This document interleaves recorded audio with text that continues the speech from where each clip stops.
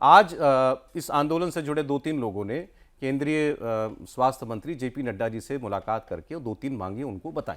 उसमें सबसे बड़ी मांग यही है कि धर्मेंद्र प्रधान का इस्तीफा हो, क्योंकि उनके मंत्री होते हुए नीट का पेपर लीक हुआ है और भी कई शिक्षा प्रणाली में गड़बड़ियां वो लोग बता रहे हैं कि हैं, तो उनका इस्तीफा होना चाहिए। और सोनम वांगचुक को अस्पताल से जंतर मंतर पर लाकर उनका अनशन तोड़वाना चाहिए।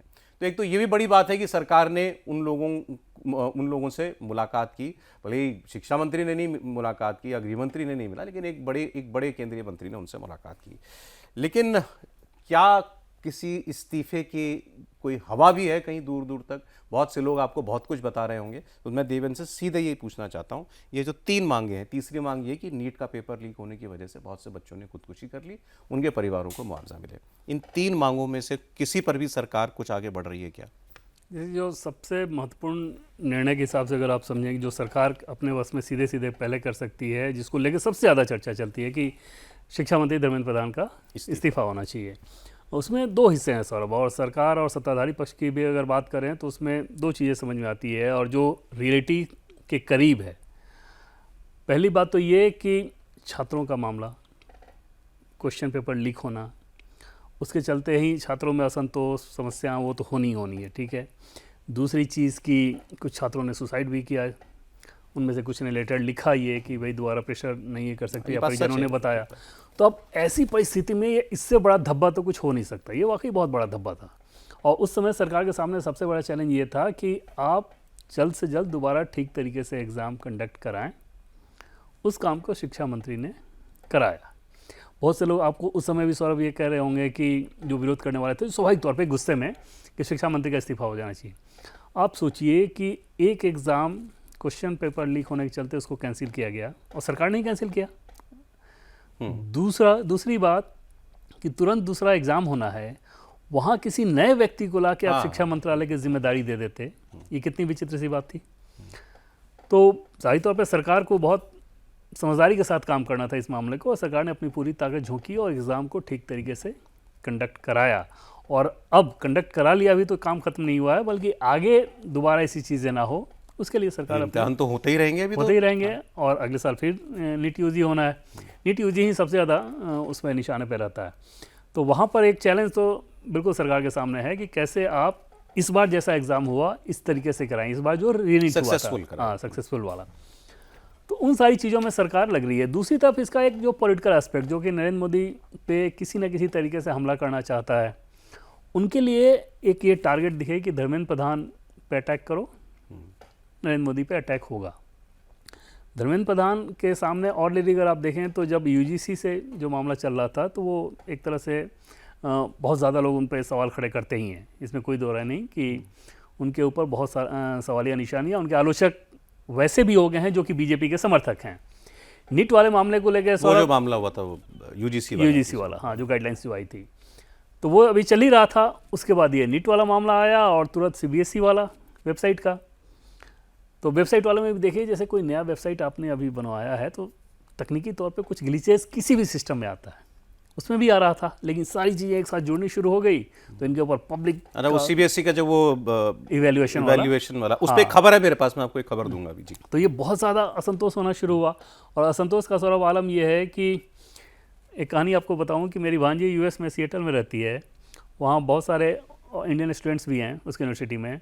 वो लोग उससे पूछ रहे थे कि पूछ के बताओ अपने मामों से वहाँ पे कि क्या धर्मेंद्र प्रधान को सैक किया जा रहा है कि नहीं किया जा रहा है। ठीक, पार्लियामेंट में एक ऑफिसर सर, बड़े ऑफिसर हैं, आज वो बता रहे थे कि स्पेन में उनके परिवार की कोई है और वहाँ से वो क्वेश्चन यही था कि शिक्षा मंत्री को हटाया जा रहा है कि नहीं हटाया जा रहा है, क्योंकि वो सिर्फ इस लाइन को लेकर आगे बढ़े हैं कि भाई पेपर लीक हुआ, छात्रों की समस्या, छात्रों ने सुसाइड किया, तो उस दर्द में बह के आदमी कोई भी यही चाहेगा। और ये पावर ऑफ सोशल मीडिया भी है देवेंद्र जी। हाँ बिल्कुल, उस पर देख के ये करके, हाँ, क्योंकि उस पर आप कोई भी कैंपेन चला सकते, कोई भी चला लें आप, और किसी भी रूप में पेश करके कि हाँ छात्र जंतर मंतर पे प्रोटेस्ट कर रहे हैं, उस प्रोटेस्ट के पीछे कौन है, क्या उसकी कहानी है, पहले उसका अतीत क्या है, ये सारी चीज़ें तो लोग जानते नहीं। और प्रोटेस्ट में आम दिनों में 500 लोग भी नहीं होते वहाँ पे, वही, और अचानक पार्लियामेंट सेशन शुरू हो रहा है, सेशन शुरू होने से पहले अब इतनी सारी चीज़ें हो गई, तो जाहिर तौर पर जो भी पक्ष, चाहे राजनीतिक दल हों या ऐसे एनजीओ हों या ऐसे इकोसिस्टम के लोग हों जो कि सरकार पर निशाना साधते थे, उनको ये गोल्डन चांस लगा। धर्मेंद्र प्रधान के केस में अगर आप देखें तो जिस तरीके से जो उनके ऊपर जिम्मेदारी दी गई है वो हुआ। और नीट वाले मामले में सौरभ ऐसा थोड़ी है कि सरकार ने कोई कार्रवाई नहीं की है। अब ये कार्रवाई आप कहाँ ले जाके ख़त्म करना चाह रहे हैं? ऑफिसर को हटाया गया, सीबीआई मामले की जांच कर रही है, जो शुरुआती जो लोग जिनके ऊपर आरोप था उनको गिरफ्तार किया गया, केस चल रहा है, ये सारी चीज़ें आप कर रहे हैं। दूसरी तरफ एग्ज़ाम को ठीक तरीके से कराया भी गया। तो ये सारी चीज़ें तो ऑलरेडी हो रही है जो कि सरकार कर सकती थी। और जैसे सौरभ जो लोग भी धर्मेंद्र प्रधान का इस्तीफा मांग रहे हैं, मान लीजिए ये सरकार उस दबाव में आकर धर्मेंद्र प्रधान का इस्तीफा लेती, अगले पल आप बयान सुनते कि धर्मेंद्र प्रधान के इस्तीफे से कुछ नहीं होगा, प्रधानमंत्री का इस्तीफा बोल ही दिया उन्होंने। जिस दिन सोनम वांगचुक को उठाया गया, मतलब हाँ, हॉस्पिटल ले जाया गया, अब इससे उन्होंने कहा कि अब धर्मेंद्र प्रधान का नहीं, अब तो प्रधानमंत्री कैसे होता है, तुरंत वो गोल पेश चेंज होता है। तो सरकार इन बातों को समझ रही है। और जंतर मंतर पे प्रोटेस्ट पे सौरभ, नीट और स्टूडेंट्स को लेके, डिमांड को लेके वहाँ पे प्रोटेस्ट हो रहा है। वहाँ पे जम्मू कश्मीर की बात हो रही है, वहाँ पे ये सवाल खड़ा हो रहा है कि भारत माता है तो भारत का पिता कौन है। मतलब सोचिए, इतनी आपत्तिजनक चीज़ें हैं। और भी कुछ ऐसी चीज़ें हैं जिनको हम लोग रिपीट करना ना चाहें। तो ये सारी चीज़ें भी तो सरकार समझ रही है ना कि इसके पीछे मंशा क्या, आप क्यों करना है। हाँ, सरकार ये ज़रूर था कि जो पब्लिक नैरेटिव हम लोग बात कर रहे थे कि ये नहीं चाह रही थी सरकार की मैसेज ऐसा चला जाए कि सरकार तो छात्रों से बात ही नहीं कर रही है। तो आज जैसे ही उनके तरफ से ये डिमांड आया कि सर मिलना चाहते हैं, तुरंत देश के स्वास्थ्य मंत्री जो कि राज्यसभा में नेता भी हैं सत्ताधारी पक्ष के, उन्होंने मिलने को बुलाया। तकरीबन 11:40 के आसपास वो लोग पहुँचे हैं। शाम 4:30-4:40 तक वहाँ पे वो थे। और अच्छे माहौल में बातचीत हुई, चाय नाश्ता लंच वगैरह इस तरह की चीज़ें भी हुई, लुक आफ्टर किया गया और अच्छे मूड में। और बाहर निकल के भी उन छात्रों ने कोई ऐसी बात नहीं कही जो लगे कि हाँ हमारे साथ कोई मिस हैंडलिंग हुई है या कुछ खराब तरीके से हमें ट्रीट किया गया है। जो उनकी डिमांड थी, जो ज्ञापन में उन्होंने दिया था कि आज रिक्वेस्ट आई, इस मतलब क्या कि मतलब इससे पहले इनके और सरकार के बीच में कोई अदरवाइज भी कोई कनेक्ट, कोई बातचीत का कोई राब्ता, कोई वार्ताकार, मतलब कहीं से कोई वो नहीं था? वो नहीं था कि हाँ हम मिलना चाहते हैं, सरकार के सामने आके अपनी बात कहना चाहते हैं। इन लोगों ने भी इससे पहले कभी नहीं कहा? इन्होंने कभी कहा ही नहीं था, आज पहली बार इन्होंने कहा। अगर पहले इन्होंने कहा होता तो पहले ही बुला लिया गया होता। ओके।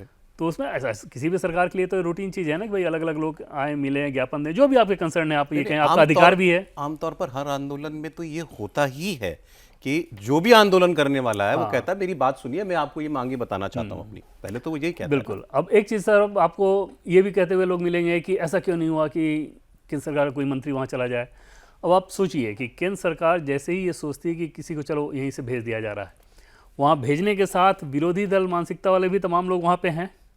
वो कुछ फुट आउट करते, कोई स्याही फेंक रहा है, कोई कुछ और कर रहा है, और फिर उस विजुअल का उठा के दिखाया जाता है कि सरकार के खिलाफ कैसी अलोकप्रियता है।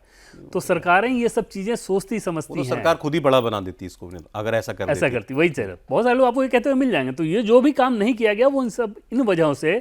अन्यथा आज जैसे ही उन्होंने टाइम मांगा, टाइम दिया गया, बातचीत हुई। और बातचीत में नड्डा जी ने उनको यही कहा कि जब उन लोगों ने डिमांड रख दिया, उन्होंने कहा कि उचित प्लेटफॉर्म पर इन सारी बातों को रखा जाएगा। हमसे तो आपने कह ही दिया।